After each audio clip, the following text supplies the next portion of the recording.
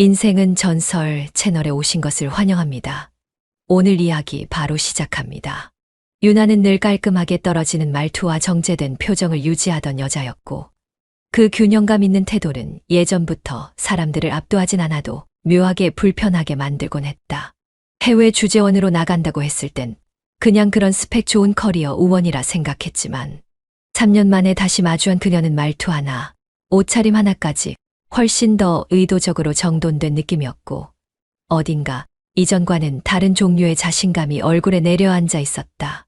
그날 저녁은 유나가 먼저 연락해 예약해둔 식당에서 만났고, 분위기는 호텔 라운지 한가운데처럼 조용하고 고급스러웠지만 이상하게도 그 정갈함이 편하지는 않았다. 스테이크와 와인을 자연스럽게 주문하는 그녀의 손끝을 보며 나는 괜히 말끝을 고르고 있었고, 민석은 메뉴판을 넘기지도 않은 채 물만 3번 마셨다. 언니, 서울 오자마자 제일 먼저 연락한 거 아시죠? 그녀는 아무렇지 않게 웃으며 그렇게 말했고, 나는 잔을 들며 반사적으로 웃었지만 그 웃음이 어딘가 잃은 감정 소모처럼 느껴졌다. 그래, 연락 줘서 고맙지. 잘 지냈어. 덕분에요. 근데 언니는 여전히 부러워요. 민석 씨랑 같이 있으니까. 그 말은 겉으로는 훈훈한 덕담이었지만 나는 순간 그 말에 담긴 감정이 평평하지 않다는 걸 느꼈고, 민석은 말을 받지 않은 채 자리 옆 냅킨을 접고 있었다. 나는 괜한 기분일지도 모른다고 애써 넘겼지만 유나가 민석을 바라보는 시선은 확실히 흔한 인사치레와는 달랐고, 대화를 이어갈수록 그 흐름은 점점 더 명확해졌다. 한 번은 유나가 물을 따르려다 민석의 손등을 스치듯 잡았고, 민석은 놀란 듯 손을 뺐지만 아무 말도 하지 않았다. 나는 그 장면을 보며 마음이 서늘해졌지만 그 순간을 어떻게 해석해야 할지 몰라 조용히 와인을 마셨다. 다음엔 민석 씨 회사 근처에서 봬요. 저 혼자 밥 먹기 싫을 때가 많거든요.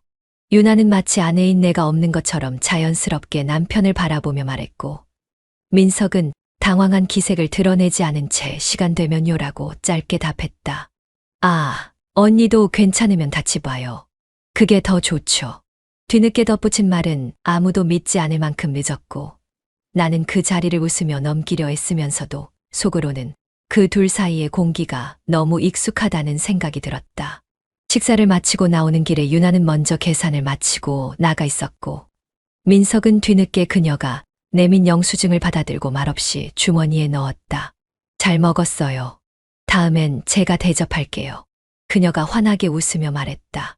나는 그 미소가 예의에서 비롯된 게 아니라 내가 알지 못하는 무언가에 대한 확신에서 나온 것처럼 느껴져서 소름이 끼쳤다. 집으로 돌아오는 길, 민석은 창밖만 보고 있었고, 나는 일부러 아무 말도 하지 않은 채 핸드백을 뒤적이며 침묵을 유지했다.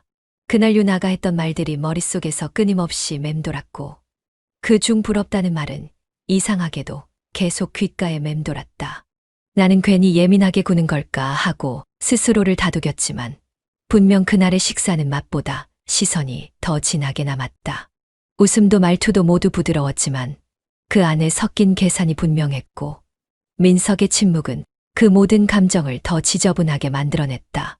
그날 저녁 내가 삼킨 건 고기가 아니라 의심이었다. 식사 내내 민석은 왼편에 앉은 유나의 눈치를 은근히 살피는 듯했고, 유나는 대화를 주고받는 동안 남편의 말끝에 어설픈 웃음을 흘리며 한 박자 늦은 리액션을 반복했다.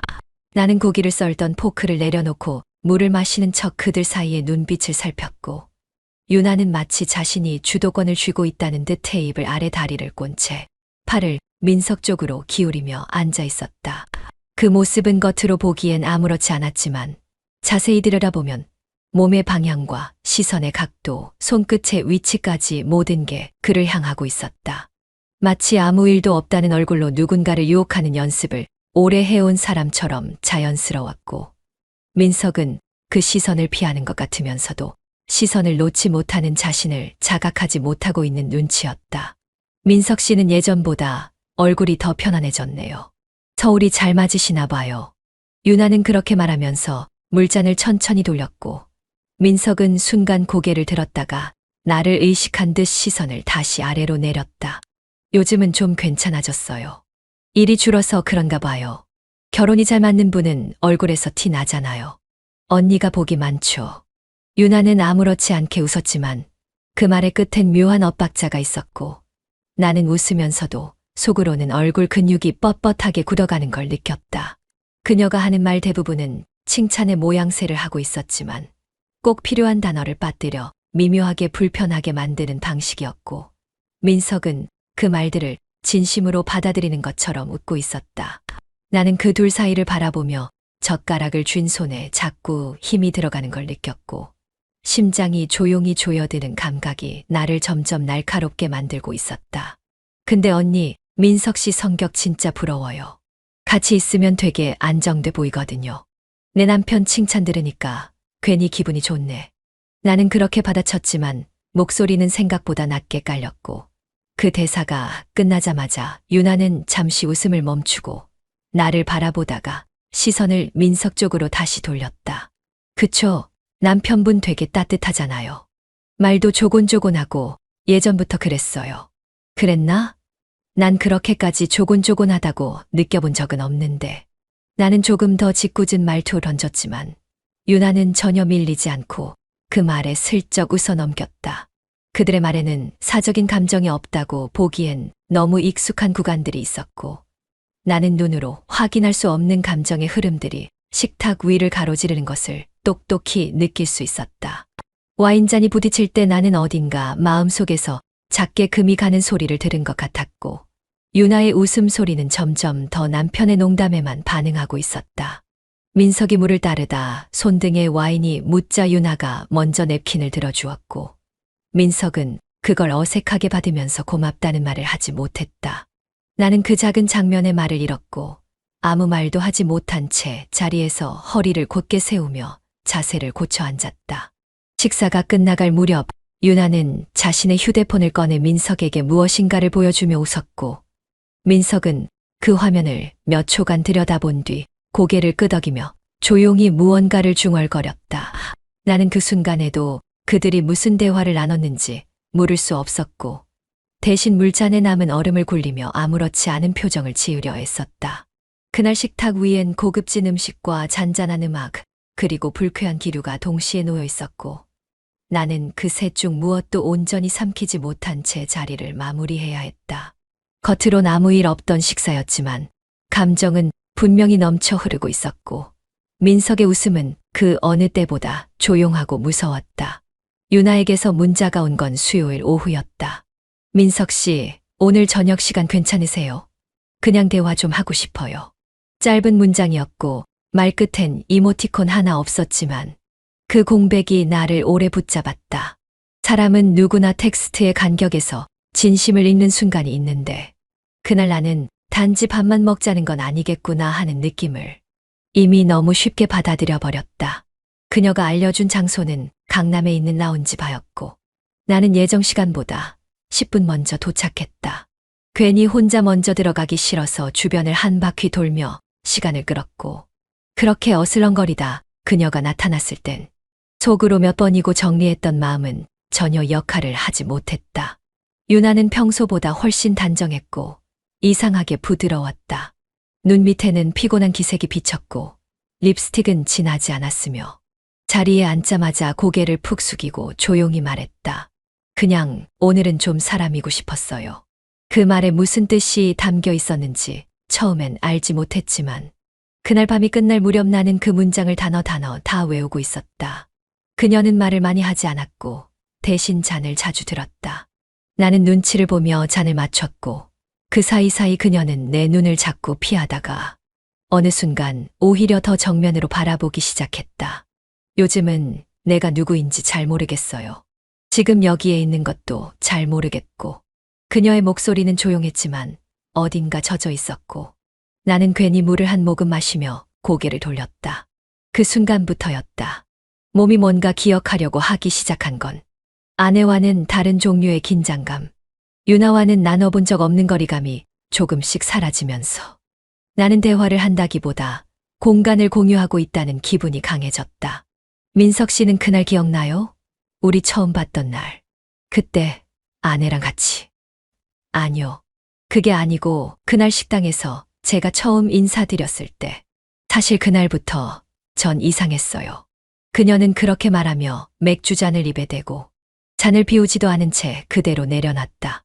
손끝은 잔 아래 젖은 테이블을 문질렀고 나는 시선을 돌리지 못한 채 그 손등만 바라봤다. 그래도 오셨네요. 내가 이런 문자 보내면 불편할 수도 있었는데 불편하진 않았어요. 그냥 나도 말이 필요한 날이었나 봐요. 내 대답은 생각보다 단정했고 그 말을 하는 내 스스로조차 낯설었다. 그녀가 먼저 자리에서 일어났다. 잠깐 걷자는 말에 거절이 떠오르기도 전에 나는 이미 따라 걷고 있었다. 이유는 묻지 않았고 목적지도 들은 적 없었다. 그런데도 나는 두 발로 그녀의 그림자를 따라가고 있었다. 어쩌면 이 모든 흐름을 내가 스스로 밀고 있었다는 걸. 그 순간에도 알고는 있었지만 인정하고 싶지 않았던 것뿐이었다. 엘리베이터 안에 들어섰을 때 유나는 아무 말도 하지 않았다. 그 조용한 공간에서 나는 거울 속 내 얼굴을 봤고 표정이 하나도 보이지 않는 눈동자를 마주한 채 어디까지가 실수고 어디부터가 고의였는지를 구별하지 못한 채 그저 조용히 그녀가 먼저 내린 층에 함께 발을 디뎠다. 현관문이 열리고 조명이 켜졌고 작은 방 안엔 허공을 가르는 잔잔한 음악과 라벤더 향이 어지럽게 섞여 있었다. 유나는 아무 말 없이 맥주 2캔을 꺼냈고 나는 소파에 앉아 천천히 손을 모았다. 무슨 말을 해야 할지 몰라서 어떤 말도 해선 안 될 것 같아서 나는 침묵이란 가장 무책임한 선택을 해버리고 있었다. 그녀가 내 옆에 앉았고 팔이 스치고 무릎이 가까워졌다. 손끝이 캔을 건네며 내 손등을 닿았고 그 감촉은 전기처럼 퍼지지 않았지만 너무 자연스러워서 오히려 무서웠다. 민석 씨는 지금 무슨 생각해요? 그녀의 목소리가 작게 묻혔고 나는 대답 대신 캔을 열었다. 작은 칙 소리 사이로 그녀는 내 어깨에 턱을 걸치듯 기대며 속삭였다. 여기 그냥 있어줘요. 지금 말고 오늘 밤은 그냥 민석 씨였으면 좋겠어요. 그 말에 대답을 하지 못한 채 나는 그대로 앉아 있었고 그 침묵이 길어지며 우리는 어느새 서로를 바라보고 있었다. 그리고 그 순간 입술이 닿기까지의 거리엔 어떤 죄책감도 어떤 도덕도 어떤 멈춤도 존재하지 않았다. 유나는 아무 일도 없었다는 얼굴로 다시 연락을 해왔고 평소처럼 담백하게 안부를 묻는 말투 속엔 그날 밤 이후에도 아무런 거리낌이 없다는 듯한 태연함이 묻어 있었다. 나는 되도록 짧게 대답하려고 했고 가능한 한 감정을 숨긴 문장들만 골라보냈지만 그녀는 매번 그 얇은 벽을 무너뜨리듯 부드럽고 천천한 말로 나를 다시 끌어당겼다. 그 방식은 정면에서 밀어붙이는 게 아니라 우회하며 감싸다가 어느새 손 안에 감겨오는 감촉처럼 은근하고 교묘했다. 하루는 유나가 내 아내에게 따로 연락을 했고 그 사실을 내가 먼저 알게 된 건 예상치 못한 타이밍이었다. 언니, 이번 주말에 시간 되세요? 영화 하나 추천받았는데 혼자 보기 아까워서요. 아내는 그 말을 나에게 아무렇지 않게 전했고 나는 억지로 웃으며 고개를 끄덕였지만 머릿속에선 유나가 나와 아내 사이를 이렇게 무던하게 오가는 모습이 되풀이되고 있었다. 그날 이후 나는 유나의 이름이 거론되는 대화에서조차 긴장을 느꼈고 내 표정을 제어하는 일이 점점 더 힘들어지고 말았다. 요즘 민석 씨 말수가 많이 줄었네. 피곤해서 그래? 응, 그냥 일이 많아서. 신경 쓰지 마. 유나는 가끔 너한테 고맙다고 하더라. 얘기 들어줘서 좋다고. 그런 말도 하던가. 나는 가능한 한 짧게 대답하려 했지만 내 말은 점점 더 건조해졌고 말끝에서 감정을 잘라내는데 익숙해지는 내 모습이 쉬워지기 시작했다. 유나는 대화의 틈마저 잘 파고들었고 그 작은 여백 하나까지도 공략하듯 채워 넣는 능력이 있었으며 나는 그 정교한 언어에 서서히 무너져가는 중이라는 걸 알고 있었다. 그녀는 밤늦게도 메시지를 보냈고 단순한 안부조차 기묘한 잔상을 남기곤 했다. 오늘 하루 어땠어요? 그 짧은 문장은 아무 감정 없는 척하면서도 내 속을 계속 뒤집어 놓았고 답장을 하지 않으면 다음 날 또 다른 방식으로 안부를 묻는 그녀의 집요함은 집착이 아니라 확신처럼 느껴졌다. 그 확신은 내가 이미 그녀를 거부하지 않을 거란 자신감에서 비롯된 것이었고 그 부분에서 나는 단 한 번도 반박하지 못했다. 무엇보다도 이상했던 건 그녀가 내 아내와의 거리도 전혀 좁히지 않았다는 점이었다. 친절했고 꾸준했고 적당히 예의 바른 관계를 유지하면서도 나에겐 전혀 다른 얼굴을 보여줬고 그 이중적인 모습이 갈등이라기보다 오히려 능숙한 연기처럼 보였다. 그날 밤의 기억이 잊히지 않는 건 그녀만이 아니었고 나 역시 그 감촉과 분위기 그리고 눈빛의 밀도를 밤마다 떠올렸으며 그때마다 다시는 안 된다는 말과 한 번만 더라는 충동이 번갈아 떠올랐다. 나는 다시 유나에게 끌리고 있었다. 그것이 죄책감에서 비롯된 반작용인지 아니면 둔지든 것에 대한 본능적인 집착인지 알 수 없었지만 분명한 건 그 감정이 매일 자라나고 있다는 사실이었다.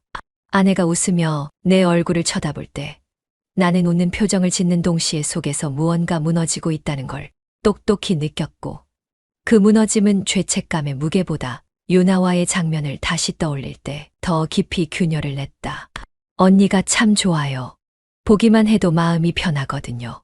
유나가 그렇게 말하며 아내에게 보낸 메시지를 아내가 내게 보여줬을 땐 나는 괜히 핸드폰 화면을 오래 들여다봤고 억지로 미소를 지으면서 그런가 보내라고 짧게 넘겼다. 그녀는 아내에게 그렇게 예쁜 말을 건네면서도 내게는 전혀 다른 언어로 메시지를 남겼다. 어제 그 순간 난 진심이었어요. 민석 씨는 어땠어요? 나는 답장을 하지 못했고 읽은 표시만 남겨둔 채 휴대폰을 꺼뒀지만 다음 날 아침 그 메시지는 여전히 내 심장 안에서 울리고 있었다. 그 비밀은 감추려 할수록 더 단단해졌고 덮으려 할수록 더 짙어졌으며 버리려는 순간마다 더 깊이 가라앉았다. 나는 유나를 멈추지 않았고 내 안에서 그녀는 이미 허용된 사람이었다. 그녀는 내가 무너지기를 기다리지 않았다. 이미 내가 다시 다가오기를 기다리고 있었을 뿐이었다. 유나의 메시지를 받는 순간 내 안의 모든 경계가 사라졌다. 오늘은 그냥 민석 씨가 먼저 안아줬으면 좋겠어요. 짧은 문장이었지만 그 안에는 누적된 욕망과 확신이 또렷하게 드러나 있었고 나는 더 이상 외면하지 못했다. 도착한 그녀의 오피스텔은 조명이 낮게 깔려 있었고 문이 열리자마자 그녀의 실루엣이 그림자처럼 내 앞에 섰다. 신발도 벗기 전 나는 그녀의 허리를 감아 안았고 그녀는 가볍게 숨을 들이쉬며 내 턱에 이마를 기댔다. 입술이 맞닿기도 전에 목덜미를 타고 내려가는 내 숨이 그녀의 어깨에 닿았고 나는 손끝으로 그녀의 셔츠 단추를 하나씩 풀어내기 시작했다. 셔츠가 열릴수록 그녀의 호흡은 점점 거칠어졌고 나는 입술로 그녀의 목선을 따라 내려가며 쇄골 아래를 천천히 훑었다.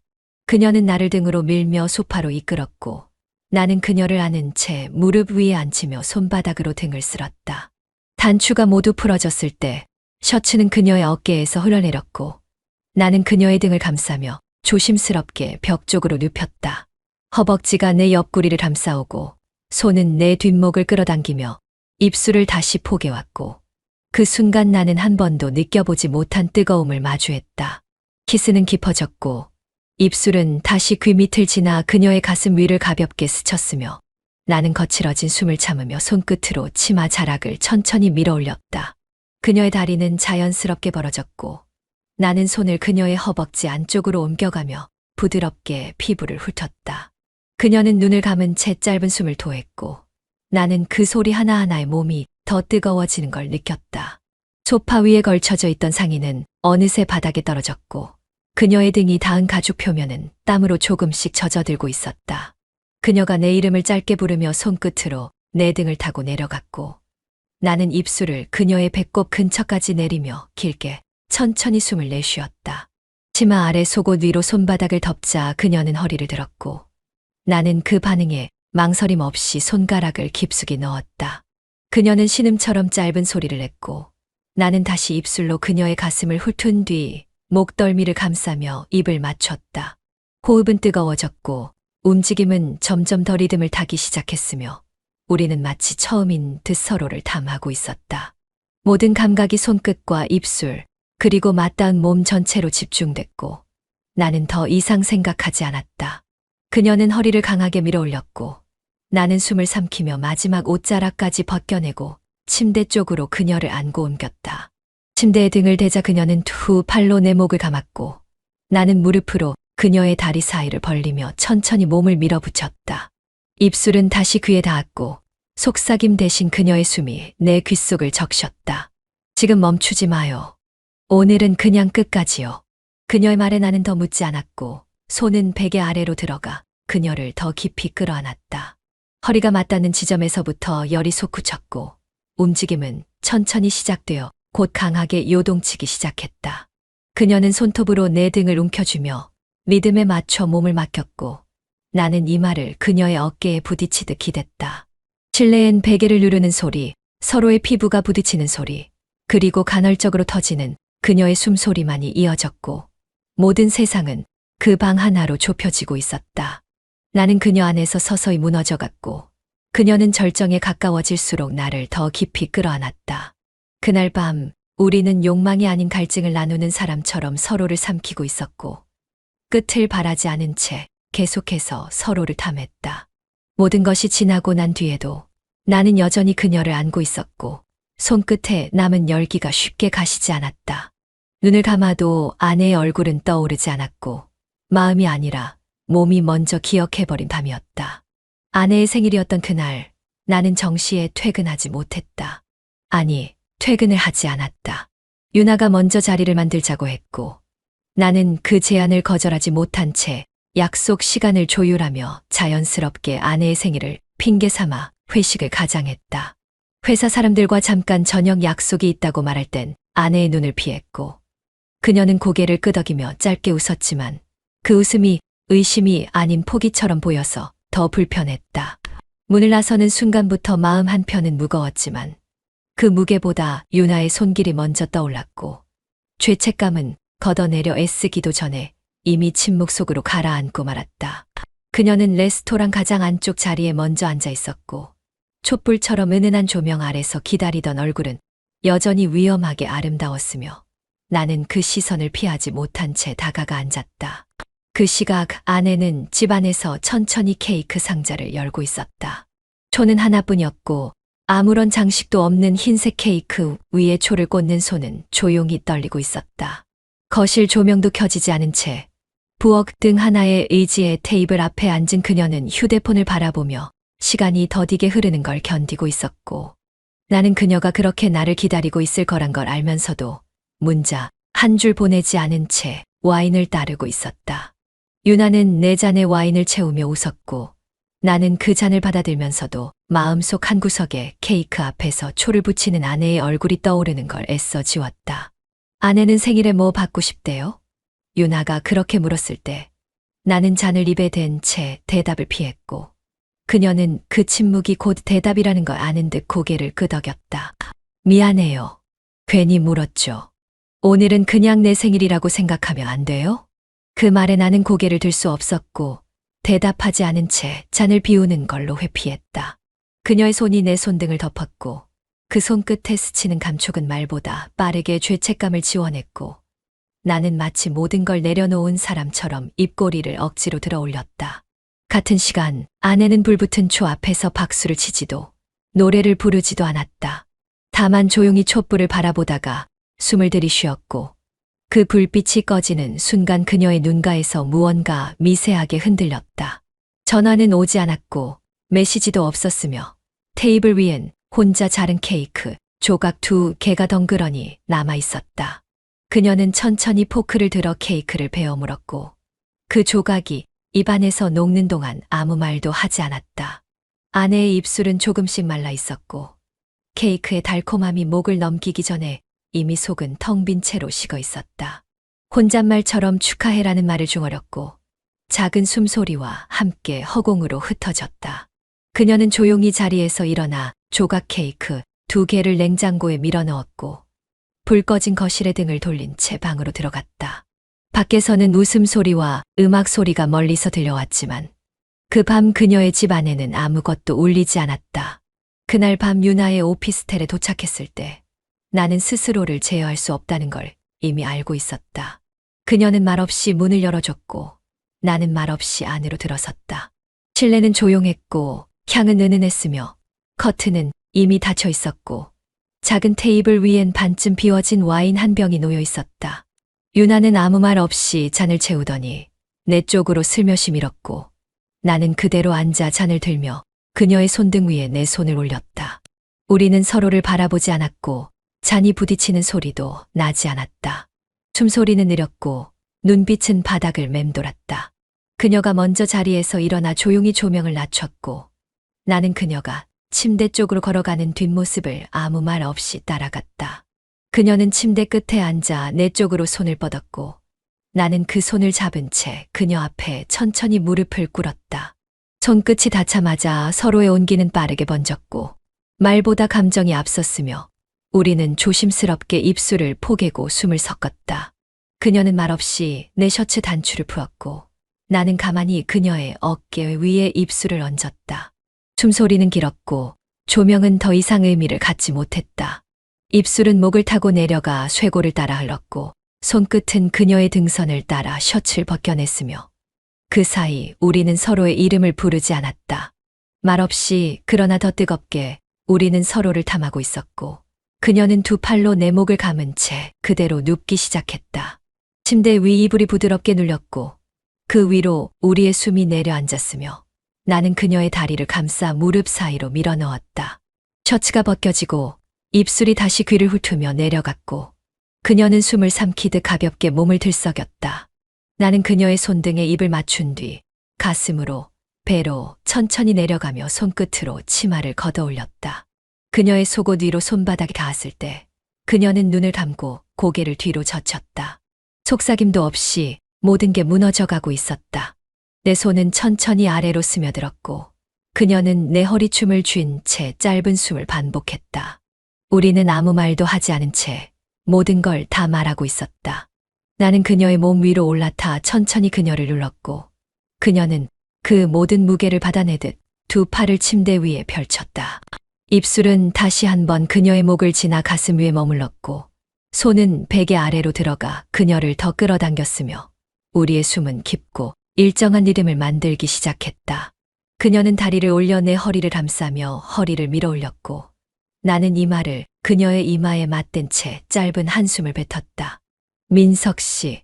그녀는 아주 낮게 거의 속삭임처럼 내 이름을 불렀고 나는 눈을 감은 채 그녀의 턱에 입을 맞췄다. 모든 것이 조용했고 세상은 단지 이 방 안에만 존재하는 것처럼 느껴졌다.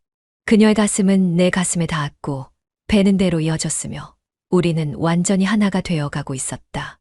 침대가 삐걱이는 소리조차 들리지 않을 만큼 모든 게 부드럽게 흘렀고 그녀의 숨결은 내 귓가에 그대로 전해졌으며 나는 다시 더 깊게 그녀 안으로 들어가고 있었다. 그녀는 짧은 숨을 연이어 토했고 손톱은 내 등을 따라 흘렀으며 우리는 서로의 온기를 조금도 남김없이 나누었다. 그날 밤 말보다 많은 감정을 섞은 채 아무런 설명도 없이 침대 위에 누웠고 나는 마침내 모든 것을 다 놓아버린 사람처럼 그녀 위에 무너져 있었다.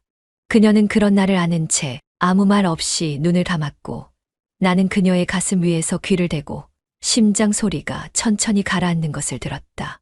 그 순간 세상 어디에도 돌아가고 싶지 않다는 마음이 처음으로 또렷하게 자리 잡았다. 유나는 어느 날 갑자기 테이블 위에 서류철을 하나 꺼내놓았다.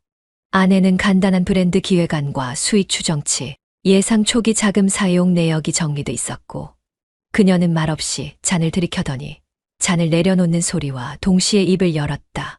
작은 브랜드 하나 내보려 해요.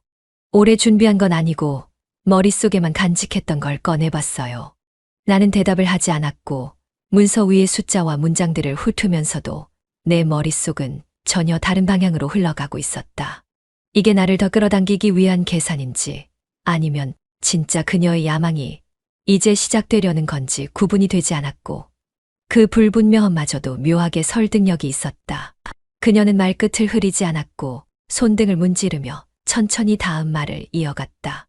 초기 자금은 제가 감당할 수 있을 만큼은 아니고요. 민석 씨가 도와준다면 금방 돌려드릴 수 있어요. 나는 여전히 아무 말도 하지 않은 채 서류를 넘겼고 그녀는 내 반응을 기다리는 듯 조용히 앉아 있었다. 눈앞의 문장들이 흐릿하게 겹쳐졌고 숫자는 현실보다 더 큰 무게로 다가왔으며 나는 이상하게도 불쾌하거나 불편한 감정을 느끼지 못했다. 오히려 그녀가 내게 뭔가를 부탁하고 있다는 사실, 그 의존감 섞인 시선이 더 깊숙한 유혹처럼 느껴졌고, 나는 스스로 그 사실을 인정하는데 오래 걸리지 않았다. 이 브랜드 뭘 만들고 싶다는 거야? 나는 대답 대신 질문으로 되받았고, 그녀는 기다렸다는 듯 입꼬리를 올리며 대답했다. 작은 향 브랜드요. 디퓨저랑 룸스프레이 정도로 시작하려고 해요. 원료는 이미 컨택했어요.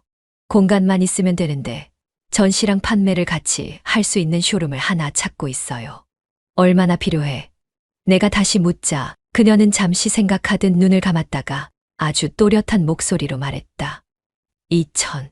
그 정도면 시작은 가능해요. 나는 고개를 끄덕였고 무릎 위에 놓인 지갑을 천천히 열었다. 그 동작 하나에 그녀의 손이 살짝 떨렸고 나는 그 미세한 움직임조차 사랑스럽게 느껴졌다. 계산이었는지 진심이었는지는 그 순간 중요하지 않았고 나는 돈을 건네는 대신 그녀의 손등 위에 손을 올리며 말했다. 계좌 줘. 이번 주 안으로 보내줄게. 그녀는 말없이 고개를 숙였고 고개를 든 얼굴에는 뚜렷한 미소와 함께 작게 떨리는 눈빛이 담겨 있었다. 그날 밤 우리는 더 깊은 대화를 하지 않았다. 대신 잔이 몇 번 비워지고 다시 채워지는 사이 그녀는 내 옆에 천천히 몸을 기댔고 나는 그녀의 머리카락에 입을 댄 채 조용히 눈을 감았다. 감정이 섞였는지 계산이 깔렸는지 알 수 없었지만 분명한 건 나는 더 이상 빠져나갈 수 없을 만큼 그녀의 흐름에 들어서 있었다. 졸음, 향, 작은 모든 단어가 이젠 단순한 사업 용어가 아닌 그녀가 내 옆에 머물기 위한 이유처럼 들렸고 나는 그것마저도 받아들이기로 했다. 그녀는 잠든 척 내 옆에 누워 있었고 나는 그녀의 손을 조용히 잡은 채 2천이라는 돈이 이렇게까지 가깝게 느껴질 줄 몰랐어. 라는 말을 속으로 반복하고 있었다. 2천만 원이 유나의 계좌로 송금되던 날 나는 알림음 하나 없이 조용히 이체 버튼을 눌렀다. 그 숫자가 얼마나 큰지 그것이 어떤 결과를 불러올지에 대해선 더 이상 깊이 생각하지 않았고 화면에 찍힌 수치와 그녀의 이름 그리고 정상 처리되었습니다라는 메시지를 바라보며 묘한 안도감 같은 것을 느꼈다. 그날 이후 돈은 천천히 그러나 확실하게 빠져나가기 시작했다. 사무실 계약금과 보증금 명목으로 다시 3천, 인테리어, 시공 계약서에 도장을 찍으면서 1,000이 더 빠져나갔고 웹사이트 제작을 위한 선금이 150, 제품 촬영과 브랜드 로고, 디자인에 200, 간판 시공에 80, 각종 허가 서류와 세무사 수수료까지 포함하면 총액은 어느새 내가 처음 약속한 금액의 2배를 넘고 있었다. 그럼에도 불구하고 나는 단 한 번도 그만하자는 말을 입에 올리지 못했다. 그녀의 목소리, 손끝, 침대에서 몸을 뒤척이며 기대어오던 체온이 이미 내 판단력보다 깊은 곳에 남아 있었기 때문이다. 생각보다 더 많이 드네요. 그녀는 머쓱한 듯 웃으며 내 옆에 앉았고 나는 그녀가 내 팔에 기대는 무게를 핑계 삼아 고개를 끄덕였다. 괜찮아. 내가 잘 해낼 거니까. 그 말은 위로였는지 다짐이었는지 알 수 없었지만 유나는 고개를 살짝 숙인 채 속삭이듯 말했다. 민석 씨 없었으면 진짜 시작도 못했을 거예요. 나는 그 말에 대답을 하지 않았고 대신 그녀의 머리카락을 천천히 쓰다듬으며 조용히 숨을 들이쉬었다. 그녀는 매일 무언가를 새롭게 보고하고 작은 결과에도 고마움을 표현했고 나는 점점 더 그녀가 내 사람이라는 착각 속에 빠져들고 있었다. 사무실 도면이 나왔다는 말에 나는 퇴근 후 설계도를 함께 확인했고 견적서가 올랐다는 메시지엔 이유도 묻지 않고 추가금을 이체했다. 하루 이틀의 지출이 아니었고 점점 더 빠르게 줄어드는 잔액은 나를 긴장시키기는커녕 이상하게도 보호 본능을 자극했고 나는 그 흐름을 막을 생각조차 하지 못한 채 그녀의 필요에 맞춰 지갑을 열고 있었다. 이번엔 마케팅팀 사람들 미팅인데 대신 나가주실래요? 브랜드 소개 좀 같이 해주시면 좋을 것 같아서요. 그녀의 부탁에 나는 주저없이 알겠다고 답했고 실내 카페 한쪽에서 디자이너들과 마주 앉아 브랜드 철학이라는 말을 꺼내는 내 자신이 낯설게 느껴졌다. 그날 밤 계좌 내역을 확인하던 아내는 조용히 화면을 내려두었다. 내게 묻지도 않았고 대신 식탁 위에 청구서 몇 장만 올려두었다. 나는 아무 말 없이 그 옆에 앉았고 아내는 조용히 자리에서 일어나 방으로 들어갔다. 남겨진 문장 하나도 없었지만 모든 상황이 그대로 말하고 있었다. 유나에게서 온 메시지는 또 다른 금액 요청이었고 나는 무의식적으로 이체 버튼을 눌렀다. 돈은 계속 나갔고 나는 멈출 줄 몰랐다. 그녀의 향, 그녀의 손길, 그리고 그녀의 속삭임이 아직 내 가슴 안에 남아 있었고 그 모든 것은 지금도 내 은행 잔고보다 더 생생한 현실이었다. 장인은 오래전부터 남의 표정과 말투, 침묵과 시선에서 진실의 단서들을 뽑아내는데 익숙한 사람이었다. 국내 굴지의 중견 그룹을 키운 그였고 평생을 수백 건의 협상과 인수, 법정 공방을 지나오며 사람을 판단하는 촉이 비정상적으로 발달한 인물이었다. 그런 그가 요즘 들어 사위인 나를 대하는 태도에 미세한 긴장감을 씌웠다는 사실을 나는 느끼지 못할 수 없었다. 언제부턴가 전화통화는 짧아졌고 식사 자리에서의 질문은 과거보다 훨씬 구체적이었으며 고개를 끄덕이는 타이밍조차 날카롭게 계산된 듯한 인상을 주었다. 며칠 전 장인은 불쑥 전화를 걸어 최근에 무슨 투자 하나 하셨다고 들었네? 라는 말을 건넸고 나는 잠깐 멈칫한 후 네, 지인의 사업을 좀 도왔습니다. 라고 대답했다. 그 순간 전화기 너머의 정적이 아주 미세하게 길어졌고 그는 짧게 웃으며 그렇군. 요즘은 다들 창업들 하더군. 하고 말끝을 흐렸다. 그 말이 진심인지 아니면 내가 어떻게 반응하는지를 지켜보려는 덫인지 분간하기 어려웠고 나는 괜히 웃으며 그래도 작은 규모입니다. 부담 없어요. 라고 덧붙였다. 그는 아무런 동조도 하지 않은 채 자네 요즘 아버지랑 연락은 하나? 라는 전혀 다른 질문을 던졌고 나는 순간적으로 시선을 떨구며 머릿속을 정리해야 했다. 그날 저녁 아내에게서 장인이 저녁 식사를 제안했다는 말을 들었고 나는 어색한 미소로 좋지, 오랜만에 인사도 드릴 겸 이라고 말했지만 내 속은 타들어가고 있었다. 식사 자리에서 장인은 묘하게 단정한 표정으로 나를 바라보며 와인을 따랐고 대화는 소소한 안부와 근황에서 머무르지 않고 최근 자금 흐름과 새로운 브랜드 이야기에 닿기 시작했다. 지인이 시작한 브랜드 이름은 뭔가? 라는 질문에 나는 처음으로 유나의 사업 이름을 입에 올렸고 장인은 그 순간 고개를 살짝 갸웃하더니 의미심장한 표정을 지었다. 그 이름 전에 들은 적 있는 것 같군. 어디였더라? 그는 그렇게 말하며 와인잔을 천천히 돌렸고 나는 그의 눈빛이 이전과 다르다는 걸 직감했다. 며칠 뒤 장인은 본격적으로 움직이기 시작했다. 그룹 계열보안팀 출신 인물에게 조용히 연락을 돌렸고 내가 누구와 자주 연락하는지 돈이 어디로 빠져나가는지를 확인하게 했다. 그리고 불과 이틀 만에 그는 유나가 운영하는 사무실의 위치와 등록된 대표자 이름, 관련된 통장 흐름까지 손에 넣었다. 그는 나에게 연락하지 않았다. 대신 아내에게만 짧은 문자를 보냈다. 조만간 우리 셋이 함께 밥 한번 먹자꾸나. 나는 그 문장을 아내의 휴대폰 화면에서 훔쳐보는 순간 모든 걸 들켰다는 직감을 느꼈고 심장이 조용히 수축되는 걸 느꼈다. 아내는 말하지 않았다. 아니, 입을 열 수 없었다.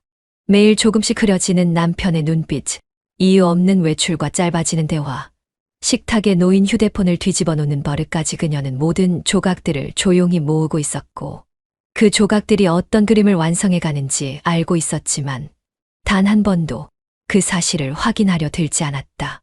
확신은 말보다 날카롭게 가슴을 찔렀고 그는 아무것도 모른다는 듯 행동했으며 그녀는 그 무너져가는 거짓에 더 이상 손댈 힘조차 남아있지 않았다. 그러던 어느 날 장인의 집에 들른 자리에서 그녀는 식사가 끝나고 자리를 정리하던 아버지의 뒤에 조용히 다가가 낮은 목소리로 말했다. 이제 아빠가 나서줘요. 그 말은 명령도 부탁도 아니었고 단지 그동안 쌓여온 침묵의 무게가 흘러나온 한마디에 불과했으며 장인은 아무 대꾸도 없이 설거지물을 잠시 멈춘 채 서 있었다. 그녀는 의자를 정리하며 말을 덧붙이지 않았고 아버지는 고개를 들지도 뒤돌아보지도 않은 채 묵묵히 다시 물을 틀었다. 하지만 그날 이후로 모든 흐름은 달라졌다. 장인은 서류 하나를 건넸고 거기엔 남편의 계좌 이체 내역과 윤아의 사업자 등록 정보, 그리고 주차장 CCTV 사진 한 장이 정리되어 있었다. 사진 속 남편은 윤아의 어깨에 손을 올린 채 오피스텔 입구를 나서고 있었고 그 모습을 가만히 바라보던 아내는 단 한마디도 하지 않은 채 천천히 눈을 감았다. 넌 아직도 사랑하니? 장인의 물음에 그녀는 고개를 젓지도 끄덕이지도 않았고 그냥 조용히 말없이 커피 잔을 내려놓았다. 그 정적은 대답보다 선명했고 장인은 그 순간 고개를 끄덕였다. 좋다. 그럼 이번엔 내가 움직이마.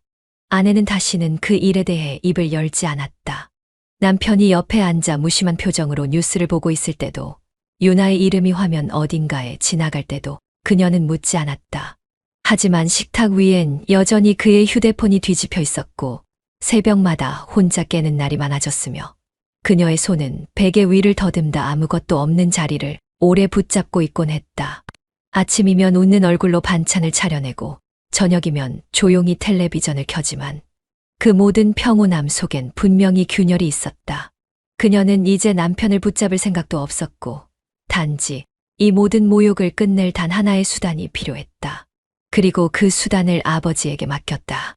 그건 차가운 복수라기보단 자신에게 남은 마지막 존엄 같은 것이었고 그날 그녀가 식탁 끝에 앉아 조용히 고개를 숙인 이유였다. 장인은 말이 없었다. 대신 손이 먼저 움직였고 전화가 오가는 대신 메일이 오갔으며 한마디 설명도 없이 사람을 불러내 기록을 넘겼다.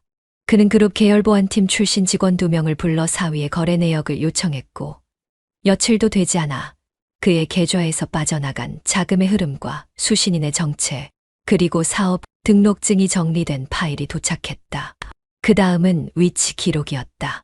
차량 블랙박스의 GPS 추적 정보, 주차 어플의 입출차 내역, 휴대폰의 비활성화 시간대까지 교차 확인했고 겹치는 지점엔 반드시 한 건의 영수증이나 결제 로그가 따라붙었다.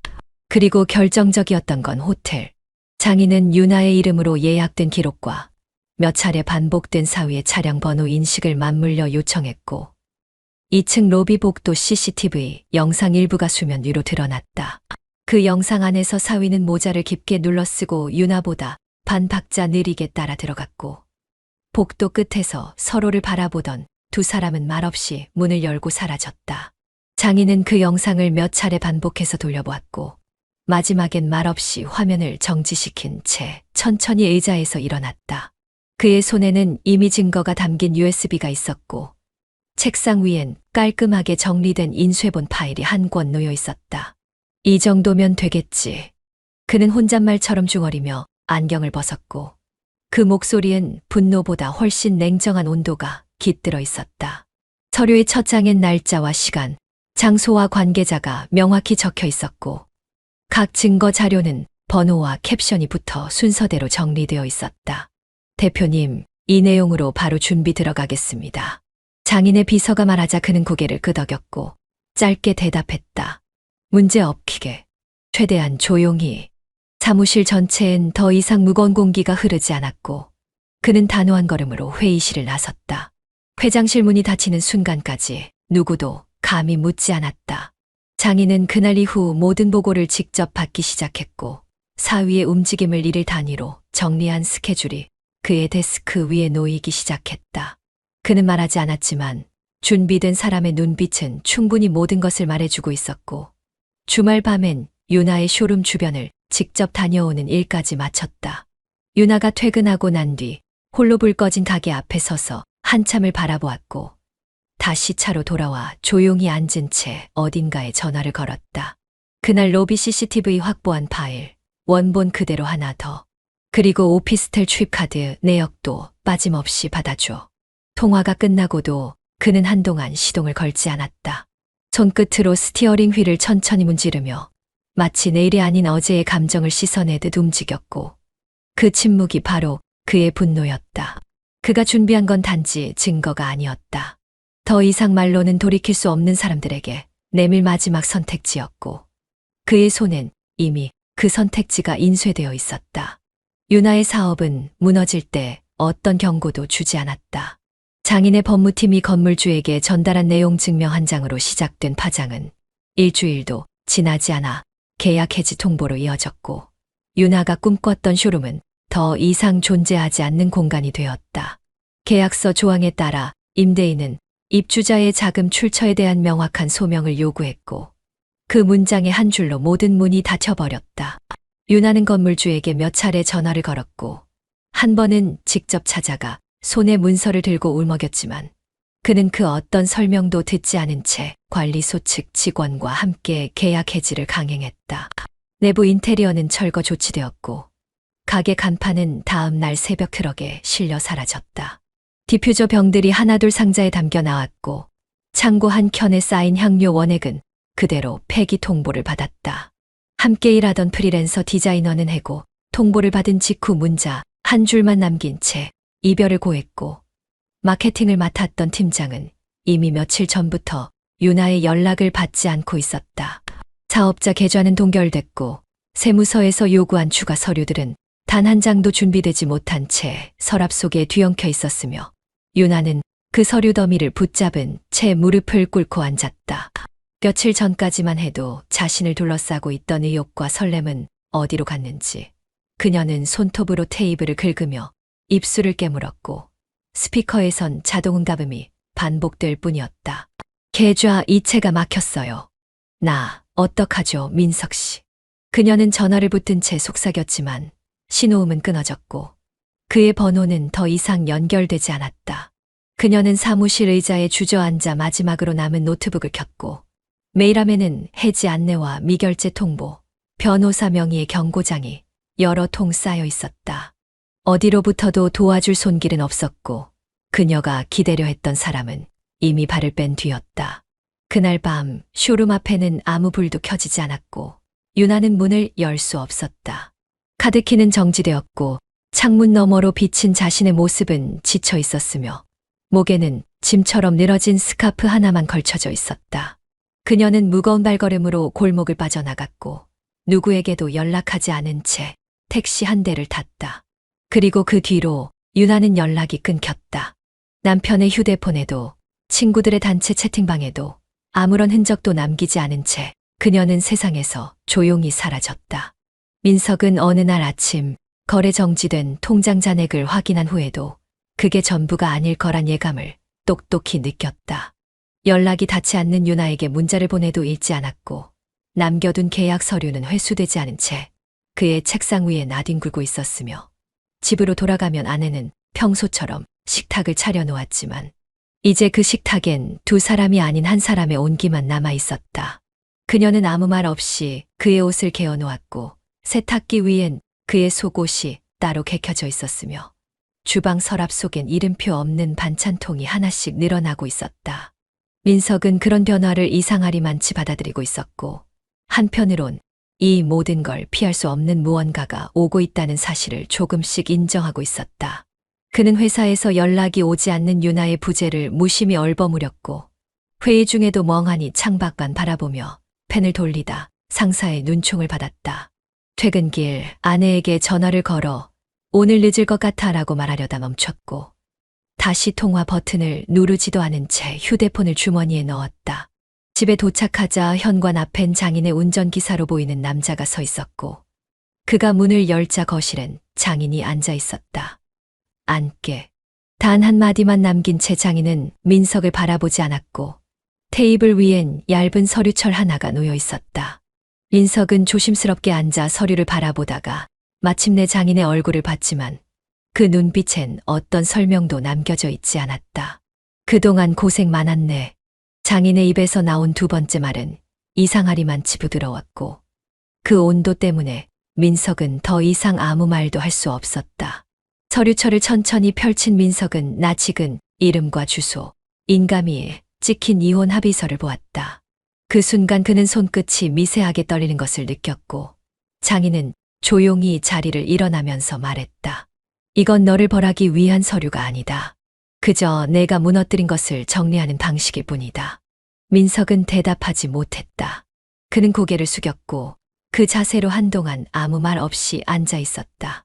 장인이 현관문을 닫고 나간 뒤에도 민석은 그 자리를 떠나지 못했고 테이블 위 서류를 바라보며 천천히, 아주 천천히 숨을 내쉬었다. 그에게 남은 건 잔액이 사라진 통장과 더는 이름을 부를 수 없는 여자, 그리고 식탁 맞은편에 끝내 비워진 자리가 전부였다. 그날 아침 민석은 정장을 입지 않았다. 그럴 필요가 없었다. 이미 출근도 없고 갈 곳도 전화도 일정도 비워진 삶이 되었기에 그는 낡은 셔츠에 커피 얼룩이 남은 채로 식탁에 앉아 있었다. 주방 시계는 오전 9시를 가리키고 있었고 전날 마신 술이 채 빠지지 않은 이마는 지끈거렸으며 머릿속은 유나와의 마지막 밤보다 지금의 정적이 더 크게 울려 퍼지고 있었다. 초인종 소리는 짧고 단호했으며 그가 현관을 열었을 땐 장인이 혼자 서 있었다. 검은색 외투에 빛 하나 없는 얼굴, 손엔 봉투 하나가 들려 있었고 인사도 없이 거실로 들어선 그는 식탁 의자에 조용히 앉았다. 민석은 무언가를 말하려다 그만뒀고 장인은 앞에 있던 봉투를 밀어내며 아주 천천히 그러나 낮고 분명한 목소리로 말했다. 내 딸은 내 옆에 둘 만큼 싸구려가 아니야. 그 말은 긴 문장이 아니었고 설명도 필요 없었으며 그 자리에 있던 모든 것을 단숨에 정리해버리는 한 줄이었다. 민석은 웃을 수도 고개를 끄덕일 수도 없었다. 장인의 눈빛은 어느 날 CCTV를 정지시켰던 그날과 같았고 그 정지된 영상처럼 지금 이 순간도 숨이 멈춘 듯 고요했다. 그날부터 알고 있었습니까? 민석이 어렵게 입을 열었다. 장인은 대답하지 않았다. 대신 물컵을 들어 입을 적신 뒤 천천히 일어섰다. 사람이란 건 무엇을 잃고 나서야 진심을 배우지. 하지만 그 진심은 더 이상 소용이 없는 곳에서 도착하는 법이지. 그는 외투를 여며 다시 현관 쪽으로 걸었고 민석은 그 뒷모습을 바라보다가 조용히 말했다. 후회합니다. 하지만 사랑이었습니다. 장인은 고개를 돌리지 않았고 구두 소리만이 짧게 울리다가 문이 닫히며 멈췄다. 그 말 한마디를 끝으로 모든 것이 무너졌다. 아내는 돌아오지 않았고 유나는 흔적도 남기지 않았으며 장인은 2번 다시 연락하지 않았다. 민석은 식탁 끝에 홀로 앉아 여전히 접혀있는 이혼 서류 봉투를 바라보았다. 이미 도장은 찍혀 있었고 그는 그 종이 한 장에 손을 올린 채 가만히 눈을 감았다. 모든 순간이 스쳐갔다. 첫 만남 결혼식 날, 유나와의 첫 술자리, 그리고 거짓말과 외면, 도망과 침묵. 그는 스스로 모든 걸 선택했고 그 선택이 자신을 삼켜버렸다는 사실만이 또렷하게 남아있었다. 그는 속으로 말했다. 나는 내 아내에게 내 인생에서 가장 큰 배신을 했다. 그런데 나조차도 이 감정을 놓고 싶지 않았던 건 뭘까? 그 말은 누구에게도 닿지 않았고 결국 다시 혼자였다. 테이블 위에 남은 물 한 잔은 식었고 시간도 더는 그를 기다려주지 않았다. 밖은 조용했다. 아무도 문을 두드리지 않았고 그의 휴대폰은 침묵했다. 그렇게 모든 것이 끝났고 민석은 그 끝에서야 자신이 어디에 있었는지 처음으로 돌아보았다.